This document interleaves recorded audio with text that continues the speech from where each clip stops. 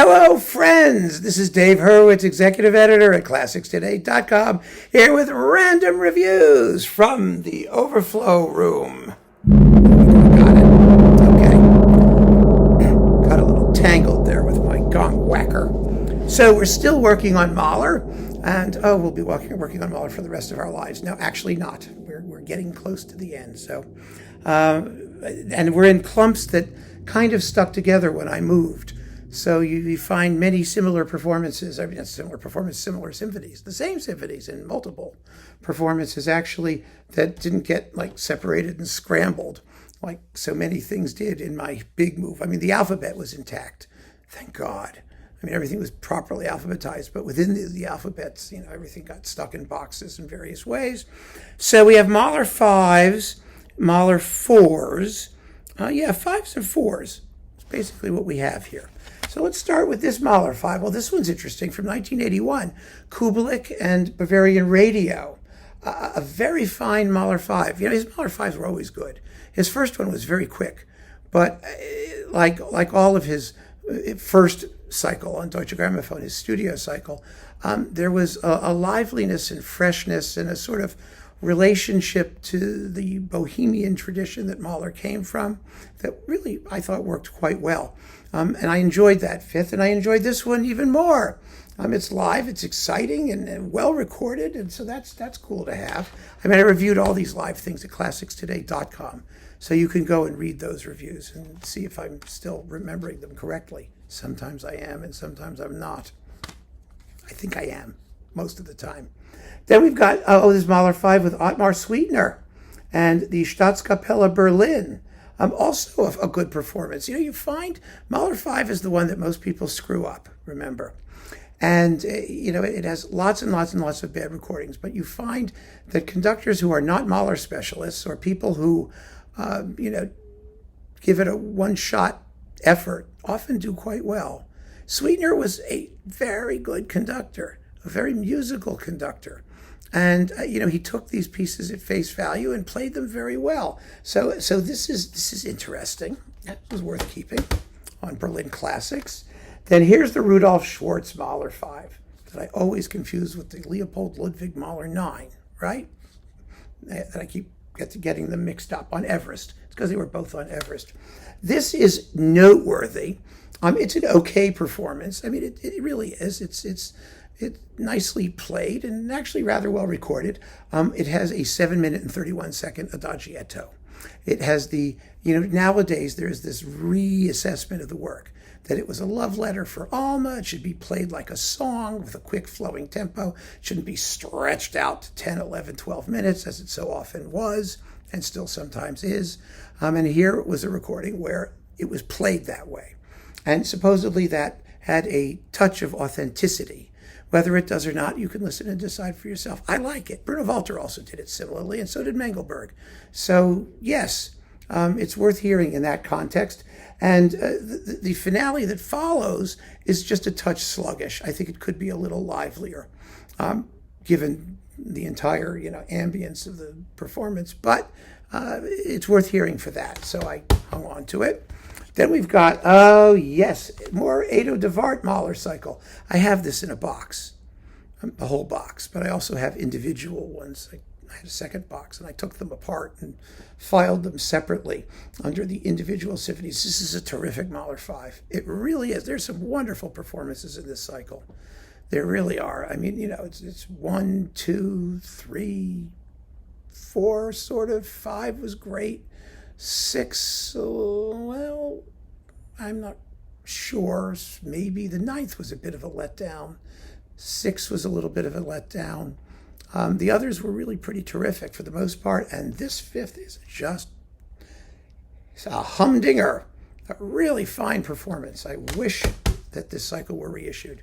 If RCA still has the rights, I doubt they do. Then we've got, the Bernstein First Mahler 5 with the New York Phil. This was, I think, his first Mahler recording with the New York Phil on Sony. I think it was, and it's just not very good. Oh, my goodness. The playing is somewhat ragged. The sonics were somewhat dull. There's a part where the timpanist gets lost in the scherzo. It just didn't have what the piece needs.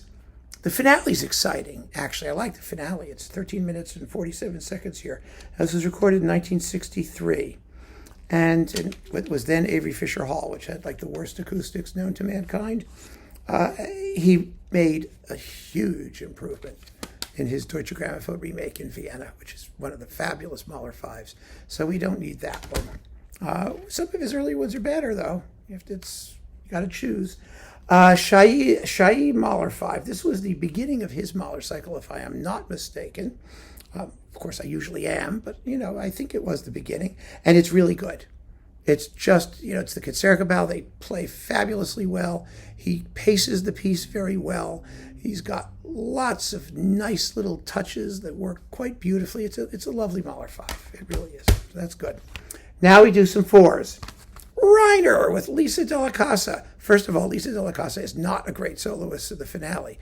Reiner plays it wonderfully. I mean, it's a performance of razor sharp rhythm and pellucid clarity and all of those things. It's from the conducting point of view, it's pretty outstanding, and it's wonderfully well played. It comes off, I think, as does George Szell's, interestingly, as somewhat cold. He's a little bit on the cool side, a little bit mechanical in the first movement, but it still was Reiner only did this in Das Lied von der Erde, and you wish he had done more. You really do. 4 and 5 with Solti. All right, the 4th is with the Concertgebouw and Sylvia Stallman, and it's completely uninteresting. I was amazed by how blandly dull and uninteresting this Mahler 4 is. The first movement climax, where is the trumpet? Oh my God. It's supposed to be going da da da da da da da da da ya da da da da da. It's not there. The percussion's not there. The rest of it is he's just going through the motions. Very, very disappointing. The 5th with Chicago, though, his first one, by the way, not the digital remake, 1970, is very good. It's a direct, exciting, take no prisoners 5th. It's first rate, absolutely first rate. So there you go. His remakes were horrible in the 5th. Then we've got the Bruno Walter Mahler 5th with New York Phil. All right, this is mono. The performance is a very, very quick one. It's another fast adagietto, 7 minutes and 35 seconds. Everything about this is swift, a little bit, one might say, underplayed, undercharacterized. There's more despair to the opening funeral march and its wild outbursts. There's more turbulence in the second movement. The scherzo is 15 minutes. It's commonly 18 now. It has a lovely Viennese lilt, but the twilit episodes need to be more twi. It's important because it's Bruno Walter and Mahler, and it might be close to what other people did in the piece, closer to Mahler's day. I don't know. I don't think it's the best realization of the work. Not every performance of a piece that is close to the time in which it was written is the best or most idiomatic or most interesting. Often it may take generations for the full import of a work to sink in and for artists to give it the attention and the love and the idiomatic approach that the music really calls out for. And this may be one of those cases. I wouldn't be surprised. Mahler always said he wanted to give a performance of this piece 50 years after his death. Well, it wasn't quite 50 years, was it? No, it wasn't. It wasn't. We weren't at the 50-year mark. Then we've got Mahler 4 with Szell. Here we are. Szell, along with the Songs of a Wayfarer, with Andrew Davis and Frederica von Stade. The Songs of a Wayfarer are lovely. Von Stade is always a wonderful singer. The 4th has Judith Raskin, the excellent soloist in the finale, and a performance which I find to be, as with the Reiner, just a touch unidiomatic, a bit mechanical in the first movement. Beautifully played, really beautifully played by somebody who has not quite entered into, Mahler's special sound world.